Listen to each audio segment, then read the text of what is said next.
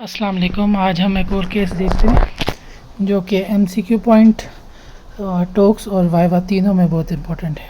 MCQs में भी पूछा जाता है, वाइवा में भी पूछा जाता है और टॉक्स में पूछा जाता है। तो ये हमारे पास एक्सियल सीटी है, पोस्ट आईवी कॉन्ट्रास्ट, ये ओटा में कॉन्ट्रास्ट नज़र आ रहा है। और मोस्ट स्ट्राइकिंग एबनॉर्मेलिटी जो हमें नज़र आ रही है वो स्टमक की काफ़ी सिग्निफिकेंट थिकनिंग है, काफ़ी सिग्निफिकेंट थिकेंड है। अंदर स्टमक में फ्लूइड पड़ा हुआ है और काफ़ी सिग्निफिकेंट थिकेंड है।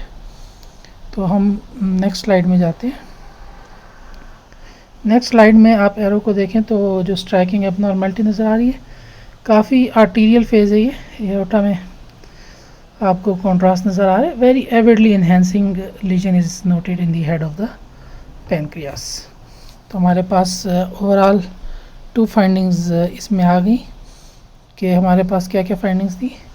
एक हमारे पास जो गैस्ट्रिक फोल्ड्स थे वो मार्केटली थिकेंड है, और जो दूसरी हमारे पास फाइंडिंग आ गई है वो क्या है कि हमारे पास एक हाइपरवेस्कुलर लीजन है in the head of the pancreas. Head of the pancreas में एक हाइपरवेस्कुलर लीजन है। तो इसको हम कंक्लूड करें तो ये क्या होगा, ये Zollinger Ellison syndrome, most likely it is a Zollinger Ellison syndrome. जिसमें क्या होता है, इसमें ये होता है कि गैस्ट्रिन का लेवल बहुत ज़्यादा हो जाता है, इंक्रीज्ड गैस्ट्रिन लेवल होता है, और उस गैस्ट्रिन लेवल के ज़्यादा होने की वजह से हमारे जो गैस्ट्रिक के फोल्ड्स होते हैं वो थिकेंड होते हैं। गैस्ट्रिक के फोल्ड्स थिक होते हैं और साथ हमें पेप्टिक अल्सर डिजीज़ मिलती है हाइपर गैस्ट्रीनीमिया की वजह से।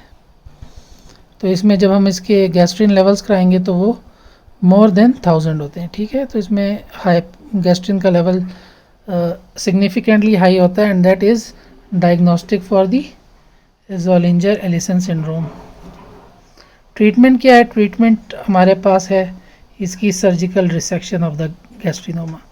अगर हमने इसको अर्ली डिटेक्ट कर लिया और इसको रिसेक्ट कर लिया तो इसकी प्रोग्नोसिस वेरी गुड है। लेकिन अगर इसके मेटास्टेसिस हो जाती है, if there is a metastasis into the liver of the gastrinoma, then the prognosis is poor. फिर प्रोग्नोसिस पुअर हो जाती है, ठीक है। तो जो दूसरी स्लाइड में आप देखें, इसमें आपको उसी तरह एक ट्यूमर मिल रहा है। although it is not that avidly enhancing, it looks partly necrotic and there are similar lesions in the liver, hypodense multiple lesions हैं। जब इसका हमने गैस्ट्रिन लेवल कराया तो वो क्या था, मार्केटली इंक्रीज था। पेशेंट को मल्टीपल पेप्टिक अल्सर्स थे। तो इसकी क्या डायग्नोसिस होगी, ज़ोलिंजर एलिसन सिंड्रोम। एक और हमारे पास सिमिलर केसेस में आपको क्या नज़र आ रहा है, एक एरो पॉइंट कर रहा है toward the thick and stomach, और फिर एक हाइपरवेस्कुलर मेट्स है और मल्टीपल हाइपोडेंस मेटास्टेसिस हैं। तो ये इसकी क्या होगी, पुअर प्रोग्नोसिस। तो इन शॉर्ट अगर हमें अगर थिक एंड गैस्ट्रिक फोल्ड्स मिलें, हाइपरवेस्कुलर ट्यूमर मिले, लीजन मिले इन दी पैनक्रियास, तो हम उसको कहेंगे ज़ोलिंजर एलिसन सिंड्रोम और इसको सर्जिकली रिसेक्ट करेंगे। और if there is a metastasis to the liver which are usually यानी हाइपरवेस्कुलर, तो फिर इसकी प्रोग्नोसिस पुअर हो जाती है। एक और इम्पॉर्टेंट चीज़ है कि it is 60% of the cases, 60% of these cases are associated with the MEN1 syndrome।